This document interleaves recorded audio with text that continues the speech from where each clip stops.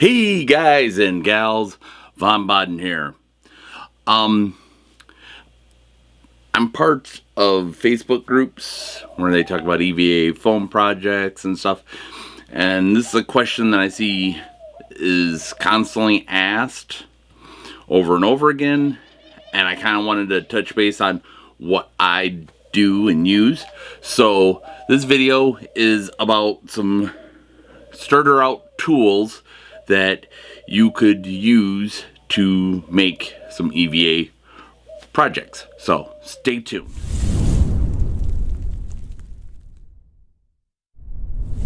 All right, guys, here we go. I don't want to get into like the big tools because that's what everyone keeps asking about. You know, should I invest in this? But yet they don't have some tools that could do a decent job, but might be a little bit lower cost. So I'm going to kind of go over some of the basic tools that I use on a constant that won't break the bank for you. So, first of all, you're going to need a couple different kinds of knives. Now, this little box cutter here, I picked up at a hardware store over here for $1, I want to say. Now, this thing here, I don't know if it'll come up on camera or not because it's focused. There we go. Has those little etches in there, and that's for snapping the blade off, which is really cool. I did invest in a sharpening stone, which I've posted on a different video in the past, to sharpen it up. Problem is after a while you make one cut and then it's back to being dull. I'm gonna try to not make a very long video here so you guys don't have to listen to me forever and a dang day. The next thing you're gonna want is an X-Acto knife. That'll focus, but these are great for getting in to those little tight little corners and stuff like that. Because if it's got that very ultra fine tip. Now, I was very much on the fence about this Foamworks straight and bevel cutter. Some people like this thing, some people don't. But it has a little tension knob here so you can set the depth.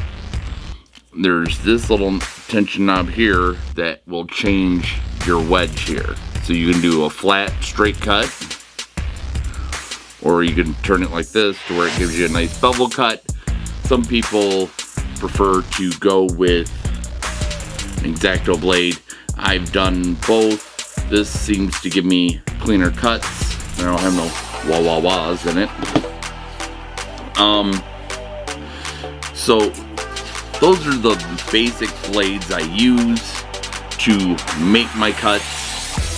Now, this is something that everyone should invest in, is a respirator, especially for sanding, gluing. Gives off some fumes, and you really don't want to breathe that stuff in, and you definitely don't want your lungs to be made out of foam. So these are awesome. I picked this one up at a hardware store. It's in my area. Maybe it's in your area too. Menards. The filters were a little bit tricky to come by new ones. Had to order those replacements off of Amazon. So now we've got things that are cut. We've got things that are protecting your lungs. Let's move on to some of the other finer detailed things that you're going to want to have. Now, I'm pretty sure I I did a video a while back on the Dremel that I have. This comes with all kinds of sanding bits and sanding stones and anything and everything you could possibly think of.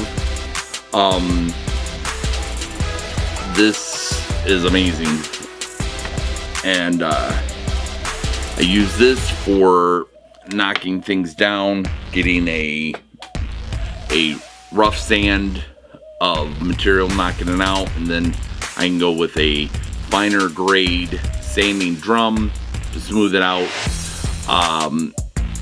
I've also used in the past, granted these files have now moved on to being used for other things, but I did invest in this packet of different files. We've got a beveled one here.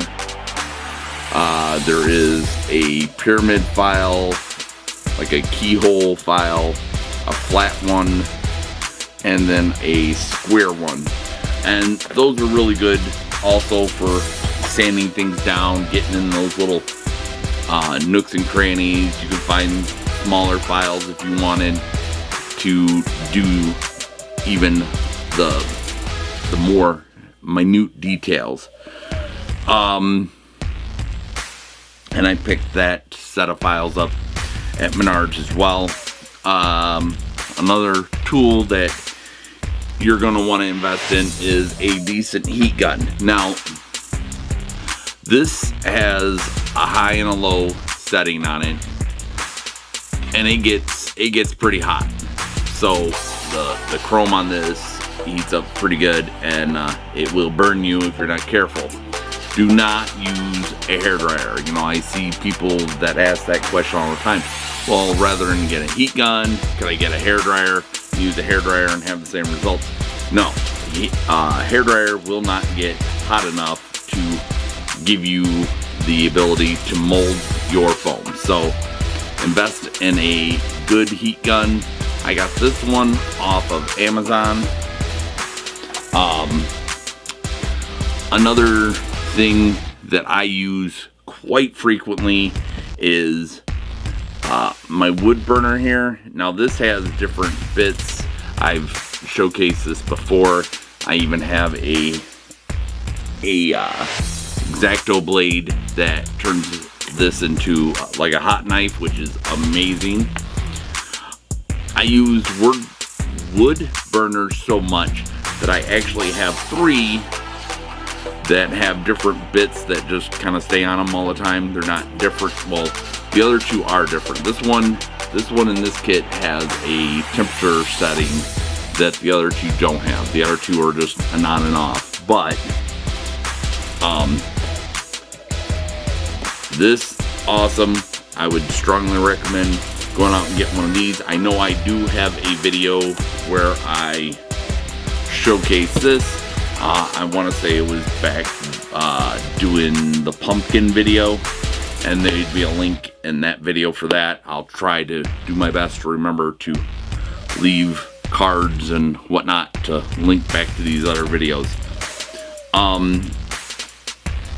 So now we've cut things, we've sanded things, we've formed things, we've hot knife things, wood burn stuff. The next thing that you're going to want to have is ways to put things together. So I use a hot glue gun on some aspects of it. For instance, in some of the masks where you got eyebrows, where the forehead is protruding and stuff, you would cut out a V-cut in the foam to open it up and bend it out, and then you would take hot glue and you'd fill it in behind, and then take a can of compressed air and hit it with the can upside down so it gives it that quick cool blast to set up the glue faster. And that's how you can get the different textures and brows and wrinkles and bone structures and things like that that a flat piece of foam will not do. So there's that. I also use, for a lot of the seams and putting things together, Barge. Now this stuff is great. I know that some people use wood weld or weld wood or something like that. I've never personally used it, and that's just because I've always liked the results with this, so why fix something that isn't broken, in my opinion. So I know a lot of people swear by it, so by all means try that if you want. And the other thing is I use Gorilla Glue, and this is precise distribution of the glue. You can also find glue guns that have a fine tip that would be able to put out smaller amounts of glue in a more controlled capacity. As far as the Barge goes, I know some people have used squeeze bottles with the lid on it. I picked these up at Harbor Freight, and I think if you're using glue on a fast pace where you're gonna go through it quick, these are fine. But because I'm doing projects in my spare time and with kids home doing schooling, I don't get to work on them as much as I would like. So doing this turned into a nightmare for me, because in the nozzle tip the glue sat even with a cap on it, and it finally just turned to goo to where you can sit here and squeeze it all day long and nothing comes out, and then you're wasting. So those are some of the tools that I use. I also use a self-healing mat to do my cuts on. I don't know why they call it self-healing, because it doesn't seem to heal very much, but hey, we're not here to judge, I guess. So other than that, you know, if you are going to start working on projects, Sharpies are awesome, but they will dry out on you quick. So make sure you invest in oodles and noodles of them, so you will always have a Sharpie within arm's reach to mark out your projects and do stuff like that. So these are just some of the basic tools. I have an airbrush that I use for painting. I have a buttload of just regular brushes that I use for painting as well. If you're interested in some of the types of paints that I use a lot of FX Plaid. We can do a video on those. Just leave a comment down in the section down below. I use a lot of just regular craft or acrylic paints as well for painting. Plasti dip to seal up my projects and get them ready for paint. So lots of different things we could cover here. If any of those things sound interesting to you, or something that maybe I didn't cover,